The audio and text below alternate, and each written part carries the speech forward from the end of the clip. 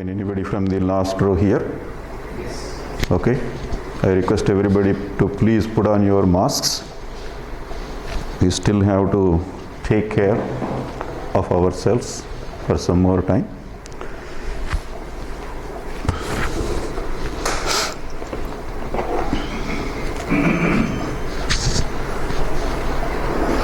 Avatar Meher బాబాకి జై. బాబా తెలియచేసినటువంటి స్వార్థం అనేటటువంటి డిస్కోర్స్ గురించి మనం చెప్పుకుంటూ ఉన్నాం. గతంలో చెప్పుకున్న విషయాల్ని సంక్షిప్తంగా ఒకసారి తెలుసుకుని మిగిలిన కొత్త విషయాలు కూడా ఈరోజు తెలుసుకుందాం. స్వార్థం అనేటటువంటిది కోరికల కారణంగా వస్తుందని, స్వార్థానికి మూల కారణం కోరికలని తెలియజేశారు బాబా. కోరికలకు మూల కారణం అజ్ఞానం. మన యొక్క నిజస్థితి మనకి తెలియకపోవటం వల్ల మనకి కోరికలు ఉన్నాయి. మనము నిజముగా భగవంతుడై ఉండి కూడా కేవలం సామాన్య మానవుల్లా భావిస్తున్న కారణంగా ఈ అజ్ఞానము వల్ల మనం ఇంకా మనకి ఏదో కావాలనేది కోరుకుంటూ ఉన్నాం. నిజానికి మనము సంపూర్ణలం, శాశ్వతులం అయినటువంటి భగవత్ స్వరూపులం. అది తెలియక ఇంకా ఏదో కావాలని కోరుకోవటం, ఆ కోరుకునేవన్నీ కూడా అశాశ్వతమైనటువంటివి, ప్రమాదకరమైనటువంటివే కోరుకుంటున్నాం. ఇది మూల కారణం.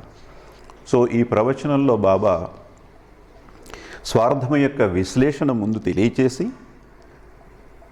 అది ఎంత సమస్యాత్మకమైందో తెలియచేసి, తర్వాత దాని నుంచి ఏ విధంగా మనం బయటపడాలి అనేది రెండో భాగంలో చెప్పడం జరిగింది. ఈ స్వార్థం అనేటటువంటిది కోరికల మీద ఆధారపడి కోరికలను తీర్చుకునేటటువంటి తపనలో ఉంటుంది. ఈ కోరిక తీర్చుకోవటం అనేటటువంటిది మనం భౌతిక శరీరం ద్వారా, సూక్ష్మ శరీరం ద్వారా, మానసిక శరీరం ద్వారా కూడా ప్రయత్నిస్తూ ఉంటాము అని బాబా చెప్పారు. భౌతిక శరీరం ద్వారా కోరికలు తీర్చుకోవాలనుకోవటాన్ని కామము అని, సూక్ష్మ శరీరం ద్వారా తీర్చుకునేటటువంటి కోరికలను అత్యాశ అని, ఈ రెండు విధాలుగాను కోరికలు తీరకపోతే, లేక తీరే అవకాశం ఉన్నప్పుడు దానికి ఏదైనా అవరోధం కలిగితే మనకి కోపం వస్తుంది. మనస్సు అనేటటువంటిది కోపానికి స్థానము అని చెప్పారు బాబా. ఈ విధంగా మనకున్నటువంటి 3 శరీరాలని ఉపయోగించి మనం కోరికలను తీర్చుకోవాలని తాపత్రయపడుతూ ఉంటాం. అయితే ఎంత ప్రయత్నం చేసినప్పటికీ కూడా ఏ కోరిక కూడా మనకి పూర్తి సంతృప్తిని ఇవ్వదు. కోరిక తీరితే మరింత పెరుగుతుంది, తీరకపోతే బాధ కలుగుతుంది, అవరోధం కలిగితే కోపం వస్తుంది. అంతేగాని కోరిక పూర్తిగా తీరటం అనేది ఎప్పుడు ఉండదు. సో ఈ 3 శరీరాలని ఉపయోగించి మనం కోరికలు తీర్చుకుందామని ప్రయత్నించినా అది సక్సెస్ కాక మనకి కలిగేటటువంటి అసంతృప్తి వల్ల ఈ కోరిక మరింత పెరుగుతుంది. ఇప్పుడు ప్రయత్నించాం, తీరలేదు, ఇంకోసారి ప్రయత్నిస్తే తీరుతుందేమో అని చెప్పి మరోసారి ప్రయత్నించడం, మరోసారి ఆ కోరికను తీర్చుకోవడానికి తాపత్రయపడటం జరుగుతుంది. రెండవసారి ప్రయత్నించినప్పుడు కూడా అదే జరుగుతుంది. అందువల్ల ఎప్పటికీ కూడా మన యొక్క అహంకారం అనేటటువంటిది ఈ ఎడతెరపి లేనటువంటి ఈ కోరికల వలయంలో, విషవలయంలో చిక్కుకుపోయి ఉంది అని బాబా తెలియచేశారు. ఇదే విశ్లేషణలో బాబా చెప్పింది ఇంకొక పాయింట్ ఏమిటి అంటే, మనం ఏదైనా పని చేసినప్పుడు ఆ పని ద్వారా మనకి అనుభవం కలుగుతుంది.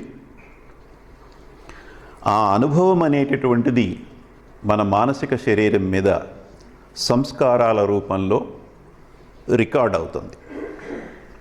ఈ మానసిక శరీరం మీద రికార్డ్ అయినటువంటి సంస్కారములు అన్నీ కలిసి మళ్ళీ మనకి కోరికను పుట్టిస్తాయి. ఏదైతే మనం అనుభవించామో, ఏదైతే మనం అనుభవించి ఇంప్రెస్ అయ్యామో, ఆ ఇంప్రెషన్స్ ఎక్స్ప్రెషన్ కోసం ఎదురు చూస్తూ మళ్ళీ ఆ అనుభవాన్ని తిరిగి ఎప్పుడు పొందుదామా అని ఎదురు చూసే ప్రయత్నంలో మనకి ఈ కోరిక పుట్టడం అనేటటువంటిది జరుగుతుంది. సో కోరిక పుట్టిన తర్వాత కోరికను తీర్చుకోవడానికి మనం ప్రయత్నిస్తూ మనం ఏదో ఒక పని చేయాలి. ఏదో సినిమా చూడాలి అంటే ఇంట్లోంచి బయలుదేరి కారు తీసుకుని వెళ్ళి టికెట్ కొనుక్కుని ఇదంతా పని అనేది ఉంది కదా సినిమా చూడాలంటే. సో ఒక కోరిక తీర్చుకోవడానికి ఒకటే కాదు, మనం అనేక పనులు చేయాల్సి ఉంటుంది. ఈ పనులు చేసినప్పుడు పనుల యొక్క అనుభవం మళ్ళీ మనస్సు మీద సంస్కారాలుగా ముద్రలుగా ఏర్పడుతుంది. ఈ విధంగా కర్మల వల్ల అనుభవం, అనుభవం వల్ల సంస్కారములు, సంస్కారముల వల్ల కోరికలు, కోరికల వల్ల కర్మలు, కర్మల వల్ల మళ్ళీ అనుభవం. ఈ విధంగా కర్మలు, అనుభవము, సంస్కారములు, కోరికలు అనేటటువంటి విషవలయంలో మనం తిరుగుతూ ఉన్నాము అని చెప్పి బాబా స్పష్టంగా చెప్పారు. సో ఈ విధంగా కర్మలు, అనుభవము, సంస్కారములు, కోరికలు అనేటటువంటి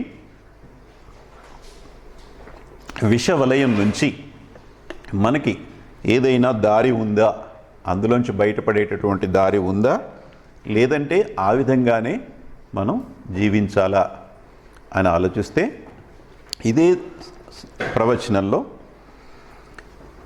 ఈ స్వార్థం నుంచి బయటపడి నిస్వార్థంగా జీవించటం ఎలాగా, బాబా సెడ్ రోడ్ టు హ్యాపీనెస్ ప్రవచనంలో ఆనందానికి మార్గం అంటూ సొల్యూషన్ను కూడా బాబా తెలియచేశారు. ఆ సొల్యూషన్లో కొంత భాగం కూడా మనం గతంలో చెప్పుకున్నాం.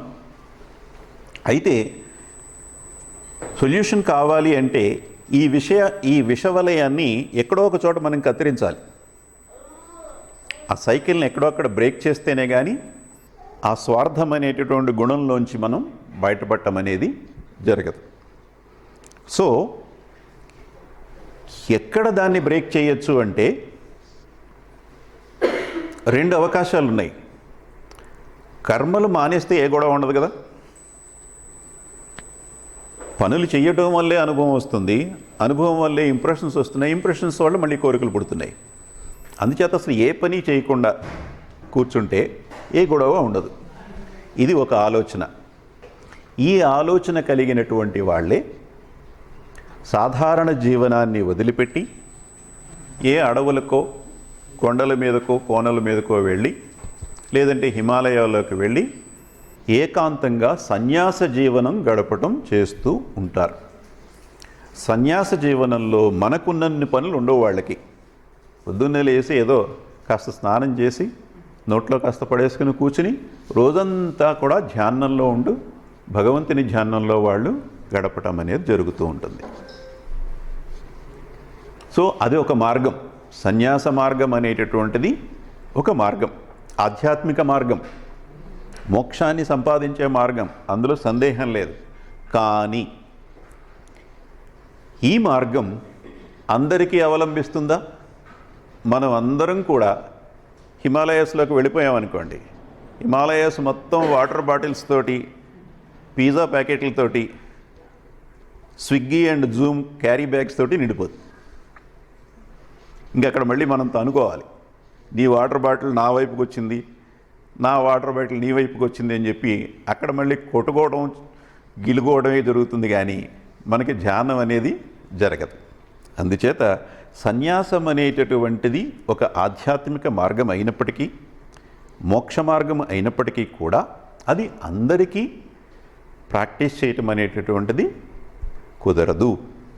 ఎవరికి కుదురుతుంది అంటే బాధ్యతలన్నీ తీరిపోయిన వాళ్ళకి, ఇంకా వాళ్ళ మీద ఎవరూ కూడా ఆధారపడి జీవించినటువంటి పరిస్థితిలో అటువంటి వాళ్ళు సన్యాసం తీసుకోవచ్చు కొద్దిమంది. కొంతమంది అలాగా ఆ మార్గాన్ని అవలంబిస్తూ ఉన్నారు కూడా. అయితే బాబా ఏం చెప్పారంటే, డూ నాట్ షిర్క్ యువర్ రెస్పాన్సిబిలిటీస్ అని చెప్పారు. నా వాంఛితం అనేటటువంటి సందేశంలో మొదటి పాయింట్ అది. నీ యొక్క విద్యుక్త ధర్మాలని నీవు విడిచిపెట్టవద్దు అని చెప్పారు. దాని ద్వారా మనం కర్మబద్ధులమై జీవించాలి అనేటటువంటిది మనకి స్పష్టంగా తెలుస్తుంది. బాగానే ఉంది. కర్మబద్ధులమై జీవించటం వల్లే కదా మనం ఈ విషవలయంలో ఉన్నాం. మరి కర్మ చేయటం వల్లే కదా అనుభవం వస్తుంది. అనుభవం నుంచి సంస్కారాల నుంచి కోరికలు, ఇదంతా తిరుగుతుంది. మరొక పక్కనేమో బాబా మనల్ని డూ నాట్ షిర్క్ యువర్ రెస్పాన్సిబిలిటీస్ అంటున్నారు. మరి ఎలాగ ఈ వలయం నుంచి బయటపడేది ఎలాగా అని ఆలోచిస్తే, బాబా కర్మ చెయ్యమన్నారు కదా అని చెప్పి అందులో లీనమైపోకూడదు. ఆ చేసేటటువంటి కర్మ ఎలా ఉండాలి అంటే, ఆ కర్మ యొక్క ఫలితాన్ని బాబాకి ఇచ్చేసే విధంగా మనం చేస్తే గనక అటువంటి కర్మ వల్ల మనకి ఎలాంటి హాని ఉండదు. అటువంటి కర్మ వల్ల ఈ కోరికలనేటటువంటివి పుట్టదు. ఈ పని నేను చేస్తున్నాను, నా వల్లే ఈ పని అవుతుంది అనేటటువంటి ఈ నా అనేదాన్ని ఎప్పుడైతే మనం ముందుకు తీసుకొస్తామో దానివల్ల సంస్కారాలు ఏర్పడుతున్నాయి. ఎందుకంటే మనం ఇంప్రెస్ అవుతున్నాం అక్కడ. ఆ పనిలో నేను చేశామని అనేటువంటి అహంకారం మనల్ని ఇంప్రెస్ చేస్తుంది. అక్కడ అందరూ వచ్చి అబ్బా పెళ్ళి చాలా బాగా చేశారండి, చాలా ఖర్చు పెట్టారు మీరు అని అందరూ వచ్చి పొగిడేటప్పటికీ ఇన్ఫ్లేట్ అయిపోతున్నాం, మనం ఇన్వాల్వ్ అవుతున్నాం, ఇంప్రెస్ అవుతున్నాం. దానివల్ల ఏర్పడుతున్నాయి. అలా కాకుండా ఇదంతా కూడా బాబాయే చేయించాడు, నేను నా ప్రయత్నం నేను చేశాను, నేను ఒక పనిముట్టును మాత్రమే అనేటటువంటి డిజోన్మెంట్ ఉండాలి, డిటాచ్మెంట్ ఉండాలి మనసులో మనం పనులు చేసేటప్పుడు. ఆ విధంగా మనం కర్మలు చేస్తే వాటి ద్వారా ఇంప్రెషన్స్ ఏర్పడవు. ఒకవేళ ఏర్పడినా అతి బలహీనమైనవి ఏర్పడతాయి. దానివల్ల అంత సమస్య ఉండదు. ఇటువంటి కర్మని అకర్మక కర్మ అంటారు. అకర్మక కర్మ, కర్మ చేస్తున్నావు కానీ అది నిజంగా కర్మతో సమానం కాదు. దీన్నే భగవద్గీతలో కృష్ణ పరమాత్ముడు సాత్విక కర్మ అని తెలియజేశారు. ఎప్పుడైతే మనం దాని ఓనర్షిప్ మనం ఫీల్ అవ్వమో, భగవంతునికి అర్పితం చేస్తూ పనులు చేస్తామో అది సాత్విక కర్మ అవుతుంది. ఆ కర్మ చేసేటప్పుడు ఏ విధంగా చేయాలి అనేటటువంటిది కూడా బాబా కృష్ణ పరమాత్ముడిగా వచ్చినప్పుడు చెప్పడం జరిగింది. ఇంతకుముందు అనేకసార్లు చెప్పుకున్నాం. సందర్భం వచ్చింది కనుక మరొకసారి ఉటంకిస్తాను. బ్రహ్మణ్యాధాయ కర్మాణి సంగం త్యక్త్వా కరోతి యః లిప్యతే నా పాపేన పద్మపత్రం ఇవాంభసా. కర్మలన్నిటినీ కూడా బ్రహ్మణ్యాధాయ కర్మాణి సంగం త్యక్త్వా కరోతి యః. సంగం మీన్స్ అటాచ్మెంట్.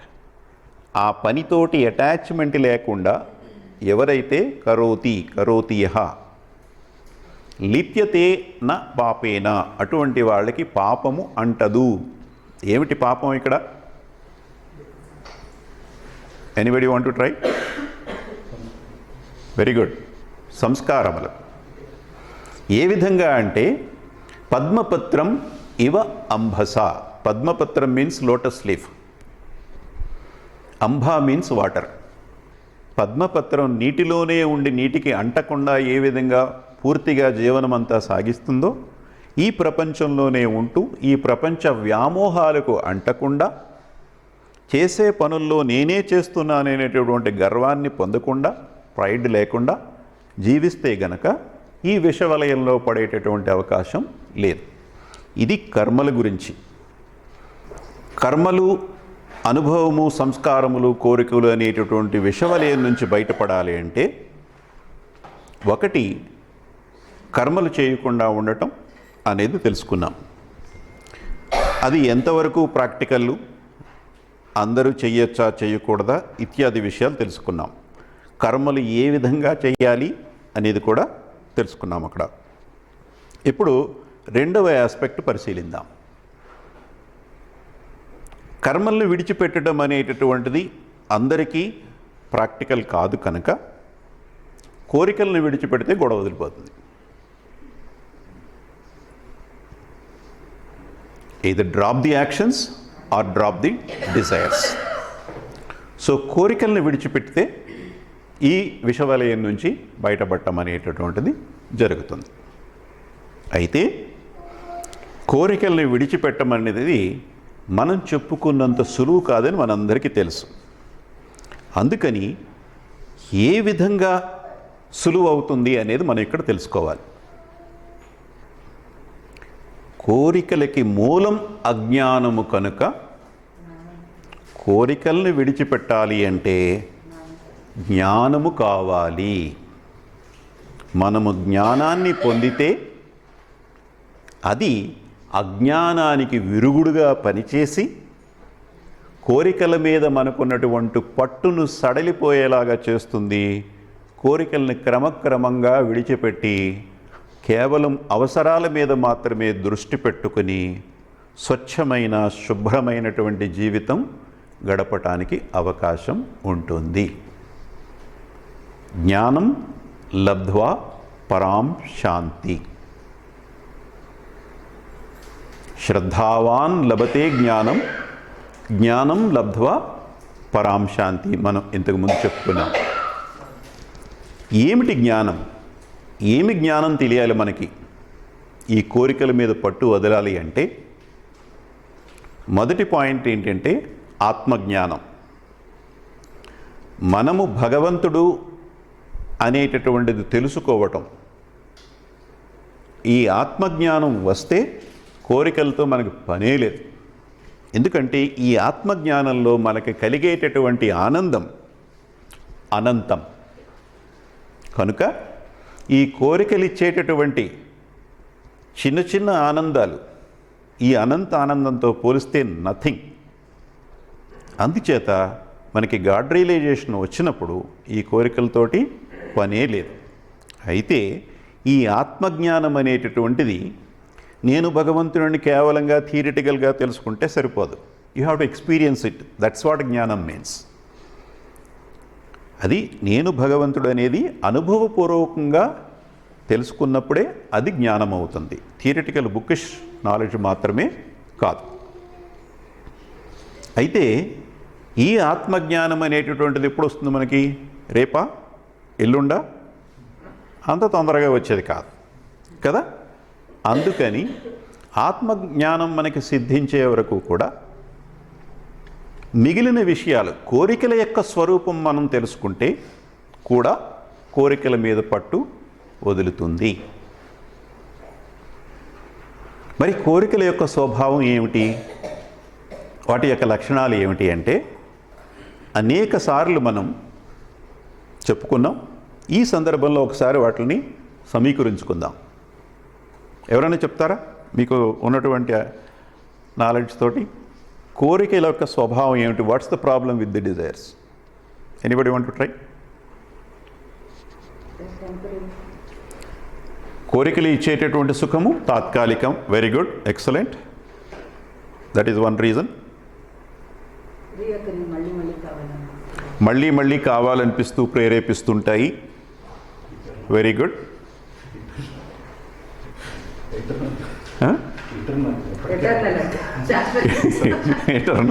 ఇటర్నల్, అదే రైట్. ఇంకా ఏంటి అసలు కోరికలు ఎందుకు విడిచిపెట్టాలి? What is the problem with them?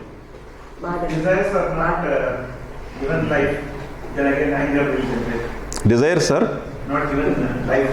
It's not free reaction. Anger will generate okay.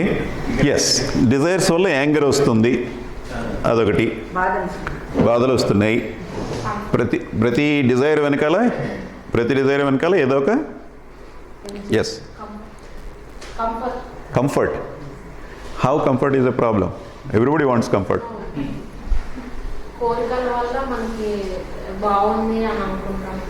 Yes, comfort zone. It's creating a comfort zone. You mean right? Yes. కోరికల వల్ల సుఖానికి బానిసలు అవుతున్నాం మనం. సుఖానికి బానిసలయ్యి అది లెథర్జీలోకి వెళ్ళిపోతున్నాం. బద్ధకాన్ని కలుగజేస్తుంది. ఇంకా 1 second. Source of course it is source of a cycle. విషవలయానికి అదొక బీజము కనుక కూడా అది ప్రాబ్లం. మీరేదన్నా స్వార్థం పెరుగుతుంది, అదేగా చెప్పుకుంటున్నాం మనం. స్వార్థం పెరుగుతుంది. స్వార్థం పెరిగితే నష్టం ఏమిటి? స్వార్థం పెరిగితే మనం ఎక్వైర్ చేసుకుంటుంటాం కదా, ఎన్నో సంపాదించుకుంటాం, ఎన్నో పోగేసుకుంటాం మన కోసం. దానివల్ల ప్రాబ్లం ఏముంది మనకి? స్వార్థం మన కోసమే కదా, దానివల్ల ఏముంది ప్రాబ్లం? గోల్కి దూరం అయిపోతున్నాం.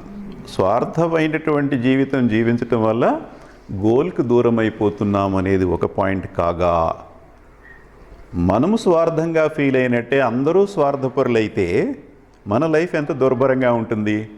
అదే కదా మనం ఈరోజు అనుభవించేది కదా. భారతదేశం అమెరికా లాగా సుభిక్షంగా ఉండాలి, అంత రిచ్గాను ఉండగలదు ఈ దేశం. ఇంచుమించుగా అక్కడ ఎంత సంపద ఉందో అంత సంపద ఇక్కడ ఉంది. కాకపోతే కొంతమంది చేతుల్లోనే ఉంది.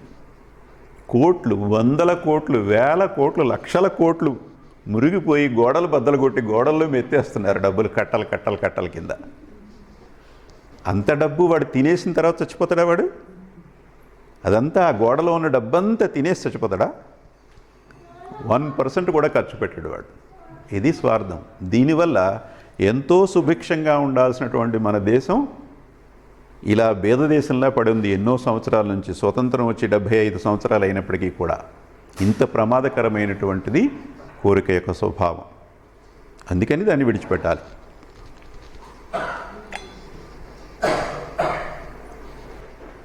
ఈ కోరికలు ఎంత ప్రమాదకరమైనవి అంటే దీని గురించి అనేక మంది అనేక రకాలుగా చెప్పారు. కొన్ని ఎగ్జాంపుల్స్ చెప్పుకొని మనం ముందుకు వెళ్ళిపోదాం. ఎందుకంటే ఇది తరగని సబ్జెక్ట్, ఇది ఎంత చెప్పుకున్నా తరగదు. ఇది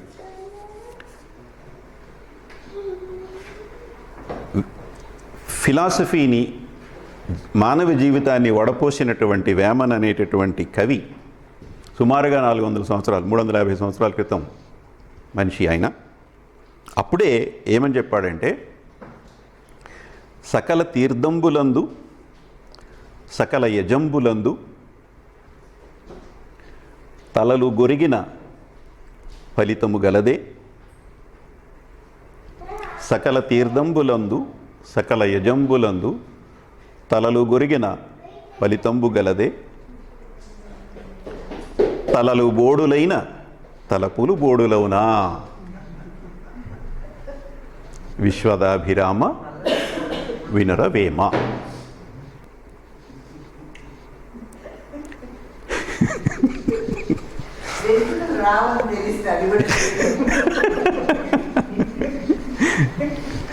క్రీస్తుకి పూర్వం 500 సంవత్సరాల క్రితం ఒక మినీ ఇన్కార్నేషన్ జరిగింది.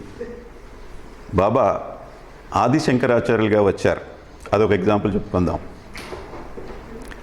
అంగం గళితం ఫలితం ముండం.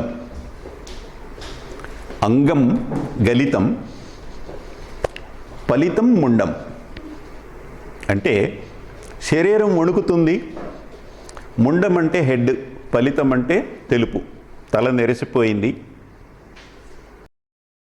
దశన విహీన జాతం తుండం.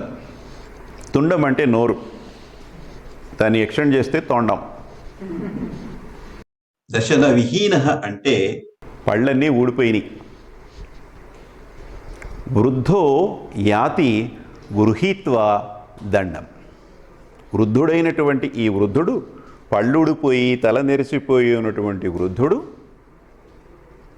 జాతం యాతి గ్రహీత్వా దండం, దండాన్ని తీసుకుని ఊతకర్రను తీసుకుని నడుస్తున్నాడు. తదపి అయినప్పటికీ కూడా న మృచ్యత్ ఆశాపిండం. అయినప్పటికీ కూడా ఈ కోరికలు అనేటటువంటి ఆశాపిండం న మృచ్యత్ అంటే నశించదు. యవ్వనంలో ఎన్నో అనుభవించాం, ఎంజాయ్మెంట్ అంతా అయిపోయింది, అన్నీ తెలుసు మనకు తెలియంది ఏమీ లేదు. ఈ వృద్ధాప్యం వచ్చినప్పుడు కూడా పళ్ళు ఊడిపోయి, ఒళ్ళు కదిలిపోయి, తల నెరిసిపోయి, కర్ర పట్టుకుని నడిచే టైంలో కూడా ఇంకా ఏదో కావాలి. అందమైన ఆడపిల్ల కనపడిందంటే కళ్ళు అప్పగించి చూస్తూ ఉంటారు. అందుచేత ఈ ఆశాపిండం అనేటటువంటిది చావదు అని ఆది శంకరాచార్యులు వారు మానవుని యొక్క మనస్సు యొక్క తీరుని ఇందులో చెప్పడం జరిగింది. మనసు గతి ఇంతే, మనిషి బ్రతుకింతే, మనసున్న మనిషికి సుఖములేదంతే, మనసు గతి ఇంతే.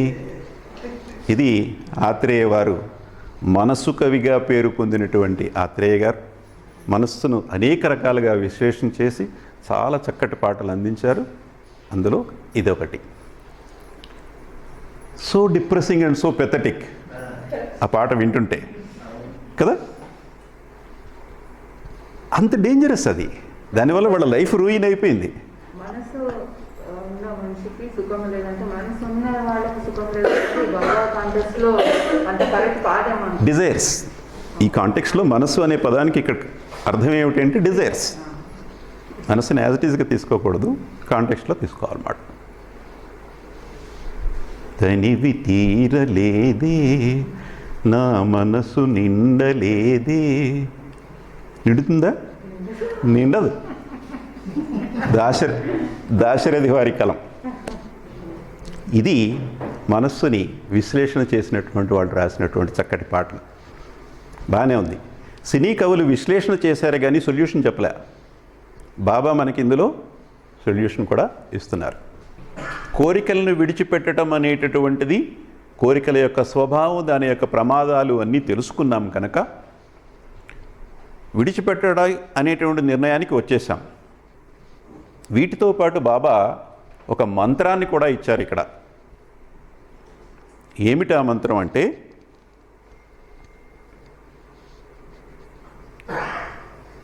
I request everybody to close your eyes just for 1 or 2 minutes.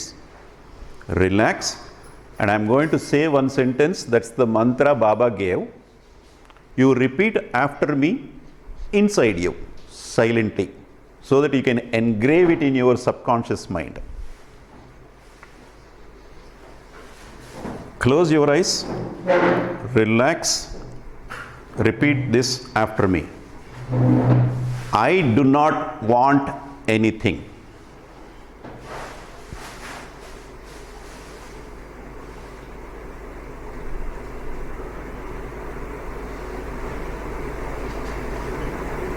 You can open your eyes. That's the biggest mantra Baba gave.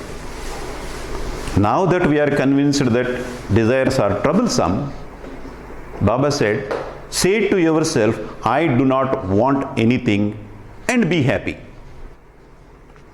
So కోరికల్ని విడిచిపెట్టడానికి మనం సిద్ధపడ్డాం కనుక, నాకు ఉన్న అవసరాలు చాలు, నాకు ఉన్న దానితో నేను సంతృప్తిగా జీవిస్తాను, నాకు ఇంక ఏమీ వద్దు అని సంతోషంగా ఉండమన్నారు. సంతోషంగా ఉండటము అంటే సంతోషం ఎక్కడ దొరుకుతుందా, ఎలా దొరుకుతుందా అని వెతుక్కోవటం కాదు. జీవితంలో ఏమి జరిగినప్పటికీ కూడా సంతోషంగా ఉండగలిగితే అది సంతోషంగా ఉండటం అంటే మన గోడ గడియారంలో లోలకం అటు ఇటు తిరుగుతుంది కదా, ఒకవైపు వచ్చినప్పుడు సంతోషం, రెండో వైపు వచ్చినప్పుడు దుఃఖం. ఇదే విధంగా మన జీవితం కూడా కొనసాగుతుంది. అయితే నేననేది ఏంటంటే, మనం మన యొక్క మనస్సు యొక్క స్థానాన్ని ఈ గోడ గడియారంలో లోలకం ఎక్కడి నుంచి వేలాడుతుందో అక్కడ పెట్టుకోవాలి. చివర్లో పెట్టుకున్నాం అనుకోండి, ఓ రోజు ఇటు వెళ్తుంది, ఓ రోజు ఇటు వస్తుంది, కాసేపు ఇటు వెళ్తుంది, కాసేపు ఇటు వస్తుంది కదా. ఏదో విషయంలో హ్యాపీగా ఉన్నాం, మళ్ళీ ఒక గంట 2 గంటలు అయ్యేటప్పటికి మళ్ళీ మనకు దుఃఖం కలుగుతుంది, ఎక్కడో అప్సెట్ అవుతాం, ఎక్కడో కోపం వచ్చేస్తుంది మనకి. ఇంకా ఇలాగా ఈ మూడ్ స్వింగ్స్ అనేవి లైఫ్ లాంగ్ ఉండనే ఉంటాయి. అంచేత మన మనస్సు ఇక్కడి నుంచి తీసుకుని ఇక్కడ పెట్టుకుని ఈ రెండిటిని కూడా అబ్జర్వ్ చేస్తూ ఉండాలి. కేవలం ప్రేక్షక పాత్ర వహిస్తూ మనకి అనుకూలంగా జరిగిన, మనకి ప్రతికూలంగా జరిగినప్పటికీ కూడా మనం 2 రకాల సందర్భాలని సమానంగా చూడాలి. ఎవరో వచ్చి మనల్ని పొగిడారు, ఓకే, నువ్వు రాజువి మహారాజువి అన్నంత మాత్రాన్ని నేను రాజుని కాదని నాకు తెలుసు. పొంగిపోకూడదు, ఇన్ఫ్లేట్ అయిపోకూడదు. నాకు తెలుసు నేను ఎవరో, ఎక్కువ పొగిడేశారు మీరు అంటే సరిపోయాయి. ఎవరైనా వచ్చి నువ్వు దుర్మార్గుడు, నువ్వు చండాడు, నువ్వు పోతే ఎదవి అన్నారనుకోండి, నాకు తెలుసు నేను మరీ అంత దారుణం కాదు, అంత దారుణం కాదని తెలుసు నాకు. దానికి కుంగిపోవాల్సిన అవసరం లేదు. మీ అభిప్రాయం ఏది, మీకు అలా కనిపిస్తున్నా నేను క్షమించాలి, ఓ దండం పెట్టేయండి, అయిపోయింది. పట్టించుకోవద్దు, లేను అవ్వద్దు అందులో. అది ప్రేక్షక ప్రాంతం వహిస్తే ఆ విధంగా ఉంటే దట్ ఈస్ బీయింగ్ హ్యాపీనెస్. సంతోషంగా ఉండటం అంటే దాని అర్థం అది. ఆ విధంగా ఉంటూ ఆధ్యాత్మిక జీవనంలో కోరికలకు దూరంగా మసిలితే మన జీవితం అందంగా ఉంటుంది. కోరికల్ని విడిచిపెట్టడం కూడా బాధే మనకి. అయితే కోరికలు ఉన్నా బాధే, విడిచిపెట్టాలనే బాధే. మరి ఏం చేసేది? కాల్లో ముళ్ళు గుచ్చుకున్నప్పుడు బాధ కలుగుతుంది, ముళ్ళుని తీయాలన్నా బాధ కలుగుతుంది కదా.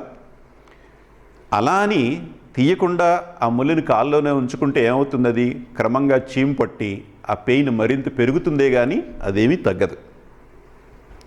అందుచేత ఆ బాధని భరించి, ఆ ముళ్ళుని తీసేటప్పుడు బాధని భరించి దాన్ని ఎంత తొందరగా తీసి బయటపడేస్తే అంత తొందరగా అది హీల్ అయిపోతుంది. ఈ విధంగా ఈ రెండు రకాల బాధల్లో మనం ముళ్ళు తీసేటటువంటి బాధని ఏ విధంగా ఓర్చుకుంటున్నామో, అలాగే కోరికల్ని విడిచిపెట్టడంలో ఉన్నటువంటి బాధను కూడా ఓర్చుకుని వాటిని విడిచిపెడితేనే మనకి ఉపయోగం ఉంటుంది. కానీ వాటిని పట్టుకుని వేలాడితే గోడ గడియారంలాగా జీవితం అంతా అటు ఇటు ఊగుసలాడుతూ ఉంటూనే ఉంటుంది అనేది తెలుసుకోవాలి. అయితే కోరికల్ని విడిచిపెట్టడం, ఈ సన్యాస భావం కలగటం, ఆధ్యాత్మిక చింతనతో జీవించటము అంటే జీవితం మీద ఏదో విరక్తి పెంచుకుని జీవించటం కాదు. ఆధ్యాత్మిక చింతన అంటే జీవితం మీద విరక్తి కలగటం కాదు, జీవితం మీద తీపి కలగటం, జీవితాన్ని ఇష్టపడటం. కాల్లో ముళ్ళు గుచ్చుకున్నా ఇష్టపడటం. జీవితం అన్నాక కాల్లో ముళ్ళు గుచ్చుకోకుండా ఉంటుందా అనుకుంటే పోయాయి కదా. ఎవరికి గుచ్చుకోలేదు, ఇక్కడ నాకు ఒక్కడికే ఎందుకు గుచ్చుకుంది అనుకుంటే బాధే కదా. అలా కాకుండా ఓర్చుకోవాలి, సహించాలి, దాన్ని తీసేవేసే మార్గం చూసుకోవాలి. బాధలు అనేవి తప్పవు. బాబా ప్రేమికులకు కూడా బాధలు అనేటటువంటివి తప్పవు. ఆధ్యాత్మిక ఉన్నత స్థితిలో first plane, second plane, third plane, fourth ప్లేన్లో ఉన్న వాళ్ళకు కూడా బాధలు తప్పవు. అది జీవితం. బాధలు అనేటటువంటివి నిజానికి మనకి ఆధ్యాత్మికంగా ఉపయోగపడేటటువంటివి. సుఖాలు కలిగినప్పుడు ఈ మాయా జీవితం మీద మరింత వ్యామోహం పెరుగుతుంది మనకి. అబ్బా, ఐమాక్స్లో థియేటర్ భలే అంది, మన ఇంటి పక్కనే కట్టాడు, ప్రతి వారం వెళ్ళిపోవచ్చు అక్కడికి. ఇంతకుముందు ఐమాక్స్ గురించి మనం వెతకలేదు, ఏదో ఒక సినిమాలో చూసాం సినిమాని. ఇప్పుడు పక్కన ఐమాక్స్ కట్టగానే ఇక దీని మీద పడతాం. ఆ విధంగా సుఖం వచ్చినప్పుడు సుఖానికి మనం బానిసలైపోతున్నాం. నిజానికి బాధలే ఆధ్యాత్మికంగా మనకి ఉపయోగపడేవి. బాధలు కలిగినప్పుడు మన మనస్సు విచలితమై Then after the Kurukshetra war, when Krishna is living, Kunti is there with him. So Kunti tells him, give me your suffering always so that I remember you. Of instant attachment is one. Yeah, very good. Very good. Lord Krishna కుంతీదేవిని అడుగుతాడు, ఎన్నో బాధలు పడ్డావు నువ్వు, ఎన్నో కష్టాలు పడ్డావు నువ్వు, ఏదైనా ఒక వరం కోరుకో, నీకు ఇస్తాను అంటే కుంతీదేవి ఏమి కోరికిందంటే, ఇంతవరకు ఎన్ని బాధలు పడ్డానో అంతకన్నా ఎక్కువ బాధలు ఇయ్యండి. మనకి చరిత్ర మొత్తంలో ఒక్క ఆవిడే ఉంది బాధలు కావాలని కోరుకున్నటువంటి ఆవిడ. మరిన్ని బాధలు ఈ కృష్ణ అంది. అదేమిటి, నేను ఎంతో మంచి మూడ్లో ఉన్నాను, నువ్వు ఏది అడిగితే అది ఇచ్చేయడానికి రెడీగా ఉంటే బాధలు కోరుకుంటామేమిటంటే, బాధల్లో ఉన్నప్పుడే కదా నిన్ను నేను తలుచుకునేది. సుఖాల్లో పడ్డానంటే నేను మరిచిపోయే అవకాశం ఉంది. నీ తలపు మరిచిపోగలనా? నీ స్మరణే నాకు ముఖ్యం, అదే ప్రధానం నాకు అన్నది ఆవిడ. అటువంటి భావన మనం క్రమంగా పెంచుకుంటే జీవితం ఎంతో అందంగా కనిపిస్తుంది. అందుచేత బాధే సౌఖ్యమని భావన రాని. ఎవరు రాశారు చెప్పండి?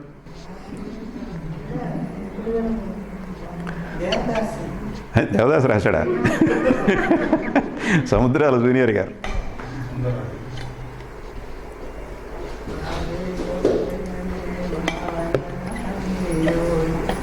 మైక్ ఇవ్వండి ఆవిడకి, మంచి మూడ్లో ఉన్నారు. ఓకే, సో కోరికలను విడిచిపెట్టడం అనేటటువంటిది ఒక మంచి ఆలోచన. ఈ కోరికలను విడిచిపెట్టినప్పుడు ఏం జరుగుతుంది అంటే ఈ స్వార్థపరత్వం అనేటటువంటిది మనకి క్రమంగా తగ్గుతుంది. స్వార్థపరత్వం అనేటటువంటిది క్రమంగా తగ్గినప్పుడు ఏం జరుగుతుంది అంటే ఇంతకాలం మనం కేవలం మన గురించి మాత్రమే ఆలోచించాం. ఇప్పుడు మన కళ్ళు తెరుచుకుని ఇంట్లో వాళ్ళు తింటున్నారా లేదా, ఇంట్లో వాళ్ళ అవసరాలు తీరుతున్నాయా లేదా, వచ్చిన జీతం అంతా నా మందు బాటిల్స్కే ఖర్చు పెడుతున్నాను, పాపం వీళ్ళ ఫీజులు సరిగ్గా కడుతున్నారా లేదా, పిల్లలు చదువుకుంటున్నారా లేదా అని కొంచెం వాళ్ళు కనిపిస్తారన్నమాట. అప్పటిదాకా కనపడరు, ఎందుకంటే పిల్లల మీద ఇంప్రెస్ కాలేదు వీడు, మందు మీద ఇంప్రెస్ అయ్యాడు. మందు ఇంప్రెషన్సే ఉన్నాయి మైండ్ నిండా కదా. అందుచేత ఈ స్వార్థపరత్వం తగ్గినప్పుడు మరికొంతమంది బాధలు అవసరాలు మనకు కనిపిస్తాయి. మనం క్రమంగా వాళ్ళను కూడా మనలాగే సంతోషపడాలనే ఉద్దేశంతో వాళ్ళకి సహాయం చేయటం అనేటటువంటిది జరుగుతుంది. అయితే బాబా ఏం చెప్పారు అంటే ఈ స్వార్థాన్ని విస్తరింపచేయమని చెప్పారు బాబా. ఎక్స్పాండ్ ది సెల్ఫిష్నెస్ అని చెప్పారు బాబా. ఈ స్వార్థం అనేటటువంటిది నీకు మాత్రమే ఉంచుకున్నావు నువ్వు, అదే స్వార్థాన్ని కొంచెం విస్తరించి మరికొంతమందిని నీ డొమైన్లోకి తీసుకో. దాని ద్వారా స్వార్థం అనేటటువంటిది పలుచబడుతుంది.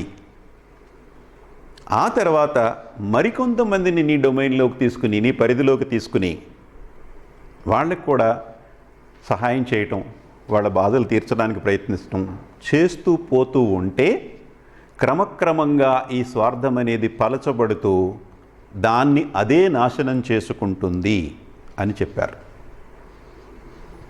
దీనికి ఓ ఉదాహరణ ఏమిటి అంటే, చిన్నప్పుడు మనం సబ్బు బుడగలు ఊదేవాళ్ళం కదా, ఆ సోపు బబుల్ ఇంత ఉంటుంది ఫస్ట్ ఊదినప్పుడు, అది రాగానే మనకు సంతోషం. అది స్వార్థం అనేటటువంటి బబుల్. అది అందులోకి మరింత స్వార్థాన్ని ఊదండి, పెద్దదయ్యింది. మనం మాత్రమే కాకుండా ఈ స్వార్థం అనే పరిధిలో ఇప్పుడు మన కుటుంబీకులు కూడా ఉన్నారు. ఇంకొంచెం ఊదండి, మన స్నేహితులు ఉన్నారు. ఇంకొంచెం ఊదండి, మన నైబర్స్ ఉన్నారు. ఇంకొంచెం ఊదండి, పెద్ద బబుల్ చేయండి, మన దేశస్తులు ఉన్నారు. అలాగ ఊదే కొద్ది అందరూ ఇంక్లూడ్ అయిన తర్వాత పట్ మన పగులుతుంది. అది స్వార్థం అనేది పోయింది. అంటే స్వార్థాన్ని ఎంతగా విస్తరింపజేసుకుంటే అంత సులువుగా అది పోతుంది. సో ఈ విధంగా మన స్వార్థాన్ని, ఆ స్వార్థ పరిధిలోకి ఎంత ఎక్కువ మందిని తీసుకుంటామో ఆ పరిధిని పెంచుకుంటూ వెళ్ళటం ద్వారా స్వార్థం అనేది బలహీనపడిపోయి అదే నిస్వార్థంగా మారుతుంది.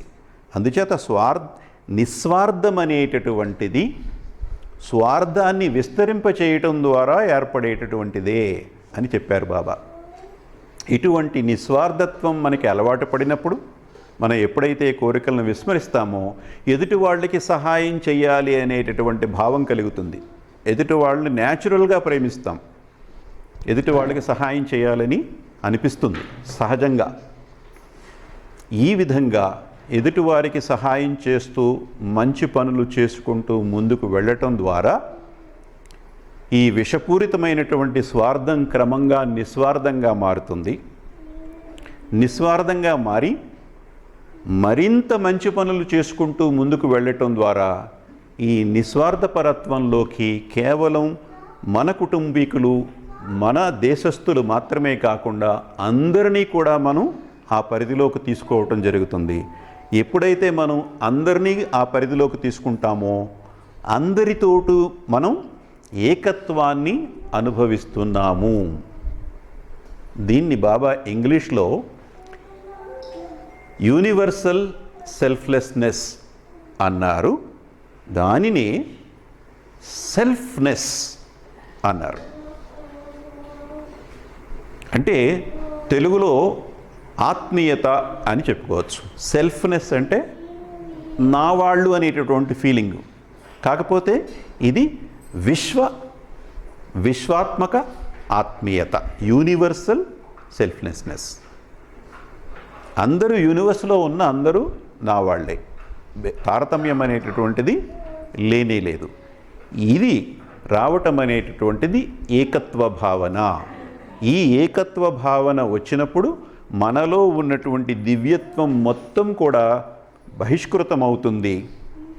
మనలో ఉన్నటువంటి మానవీయతలో ఉన్నటువంటి వెలుగు, తీయదనం, జ్యోతి, అందం అంతా కూడా బయటపడుతుంది. ఈ విధంగా కోరికల్ని విడిచిపెట్టడం ద్వారా స్వార్థం నిస్వార్థంగాను, నిస్వార్థం నుంచి విశ్వాత్మక ఆత్మీయతగాను విస్తరించి ఏకత్వ భావన పొంది భగవంతుని స్థితి పొందటం జరుగుతుంది అని చెబుతూ, మంచి పనులు చేయటం ద్వారా ఆ భగవంతుని స్థితి పొందటం జరుగుతుంది అని చెప్పారు. మంచి పనులు చేసుకుంటూ, ఎదుటివారికి ప్రేమిస్తూ, ఎదుటివారికి సేవ చేసుకుంటూ ముందుకు వెళ్తే ఈ బబుల్ పెరుగుతుంది. One fine day it will pop up.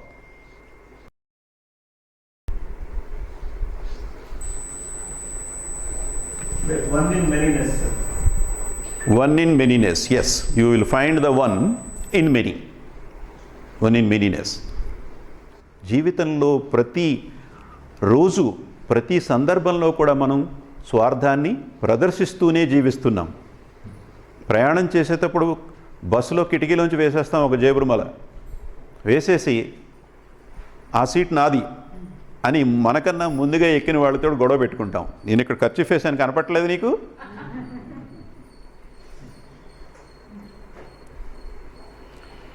ఈ బస్సు రాగానే సీటు కోసం తాపత్రయపడే వాళ్ళు ఆడవాళ్ళు ఉంటారు. చంటి పిల్లల్ని భుజాన వేసుకుని రెండో చేత్తో 2-3 బ్యాగులు పట్టుకున్న వాళ్ళు ఉంటారు. గర్భిణీ స్త్రీలు ఉంటారు, ముసలివాళ్ళు ఉంటారు. వీళ్ళందరూ తంటాలు పడి కిక్కిరిసిన బస్సు ఎక్కుతూ ఉంటే మనం చక్కగా ఒక ఖర్చు వేసి హాయిగా కూర్చుంటాం బయట. డ్రైవర్ వచ్చి డ్రైవర్ సీట్లో కూర్చున్నాక అప్పుడు వెళ్తాం. కనపడలేదు నీకు? ఖర్చు వేసాం లే. అలాగే రైల్లో ప్రయాణం చేసేటప్పుడు ఎవరైనా కిటికీ దగ్గర సీటు కావాలని చెప్పి రిజర్వేషన్ చేయించుకున్నాం. రిజర్వేషన్ చేయించుకునేటప్పుడు నీకు కిటికీ దగ్గరది కావాలా, ఐల్ సైడ్ కావాలా అని అడుగుతుంది. విండో కావాలని ముచ్చటపడి పెట్టుకుంటాం అందరం. అందరికీ విండో కావాలి కదా, తప్పేమీ లేదు. కానీ భార్యాభర్తలు వచ్చారు ట్రైన్లో, వాళ్ళకు ఒక సీటు ఆ పక్కన వచ్చింది, ఇంకో సీటు ఈ పక్కన వచ్చింది. దూరంగా కూర్చోవాలి. 8 గంటల ప్రయాణం. కాస్త పక్కన కూర్చుంటే ఏదో కష్టం సుఖం మాట్లాడుకుంటారు, దెబ్బలాడుకోవడానికి అవకాశం ఉంటుంది కదా. దూరంగా కూర్చుంటే ఏం దెబ్బలాడుకుంటారు కదా. వాళ్ళు వచ్చి, బాబు ఇక్కడ దగ్గరలో కూర్చుంటాం, మేము ఇద్దరం దెబ్బలాడుకోవాల్సిన విషయాలు చాలా ఉన్నాయి, కొంచెం నువ్వు వెళ్ళి ఎలా కూర్చుంటావా అంటే ముందు నో అనేస్తాం. అది మొదటి స్టేజ్. అది కొంచెం సాఫ్ట్ అయితే ఏం చెప్తామంటే, అది విండో సీట్ అనా అండి అని అడిగితే ఏం ఎరగనట్టు. అదే లేదండి, అది మధ్యలో సీట్ అండి, మధ్యలో వచ్చింది మాకు, 2 మగాళ్ళ మధ్యన కూర్చోవాలి మా ఆవిడ, అందుకని మీరు అక్కడికి వెళ్తే బాగుంటుందని అడుగుతున్నాను. మధ్యలోదండి, మధ్యలోది నాకు ఇష్టం ఉండదు, నేను కావాలని కిటికీ సీట్ కావాలని చెప్పి ఎప్పుడో 3 నెలల క్రితం రిజర్వేషన్ చేయించుకున్నానండి నేను అనేస్తాను. నో అని చెప్పేస్తాం. మనకి కిటికీలోంచి చెట్లు, చేమలు, రైలు పట్టాలు చూడటం మనకు ముఖ్యం. వీళ్ళిద్దరూ 8 గంటల పాటు మాట్లాడుకోకుండా అలా బొమ్మల్లాగా బిగుసుపోయి కూర్చుని వెళ్ళటం మనకు ఓకే. మన సుఖం, మన సంతోషం మనకు ముఖ్యం. ఇలాగా ప్రతి సందర్భంలోనూ కూడా నేను ప్రధానం అని జీవించటం వల్లే మనలో ఉన్నటువంటి అందం అనేటటువంటిది బయటకు రావటం లేదు. అది రావాలి అంటే కారణాలు ఇప్పుడు తెలుసును గనక అది తెలుసుకొని మన జీవితంలో, మన ఆలోచనలో ఈ మార్పులు తెచ్చుకుంటే మన జీవితం మరింత అందంగా, ఆనందంగా ముందుకు సాగుతుంది. స్వార్థముచే ప్రేరేపింపబడిన ప్రతి తలంపునకు, ప్రతి మాటకు, ప్రతి చేతకును పశ్చాత్తాపపడుచున్నాం. అవతార్ మెహర్ బాబాకి జై.